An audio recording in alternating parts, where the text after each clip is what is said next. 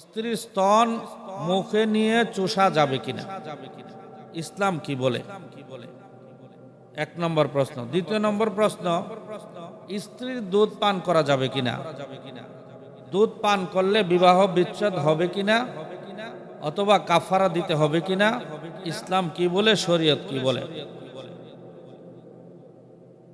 স্ত্রীর স্তন মুখে নেওয়া যাবে কিনা এর সমাধান, স্বামী স্ত্রীর সাথে সমস্ত কাজ করতে পারবে। কারণ একজন আরেকজনের জন্য হালাল।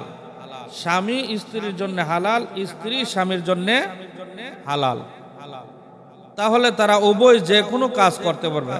তাই স্বামী স্ত্রীর সাথে যৌন সকল কিছুই করতে পারবে। তারা সহবাস করতে যা কিছু করা লাগে সব কিছু করতে পারবে, উপভোগ করতে পারবে। যেমন শরীরে আলিঙ্গন করতে পারবে, চুমা দিতে পারবে, গালে চুমা দিতে পারবে, টুডে চুমা দিতে পারবে, বুকে হাত দিতে পারবে এবং মুখে নিয়ে দুধ চুষতে পারবে। তবে চুষার সময় সতর্ক থাকতে হবে দুধ যেন মুখে না যায়।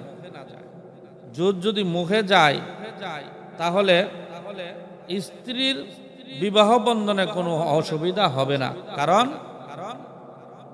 এই বয়সটা দুধ পান করার বয়স নয়, দুধ পান করার সময় নয়। দুধ পান করার সময় হলো মার গর্ভের থেকে আসার পরে 2 বছর অথবা 2.5 বছর দুধ মার স্তন থেকে পান করে। যেই সময়টার মধ্যে স্বামী স্ত্রীর দুধ চুষে, ওই সময়টা দুধ খাওয়ার সময় নয়। এজন্যে দুধ বুক চুষতে পারবে, দুধ চুষতে পারবে, তবে সতর্ক থাকতে হবে দুধ যাতে মুখে না যায়। দুধ যদি মুখে যায় তাহলে কোনো কাফারাও দিতে হবে না এবং বিবাহ বন্ধনে কোনো সমস্যা হবে না।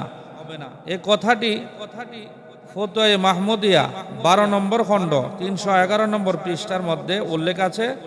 উর্দু ফতোয়ার এক বিশ্ববিখ্যাত গ্রন্থ ফতোয়া মাহমুদিয়া 56 খণ্ডে আছে, আপনারা দেখে নিতে পারেন।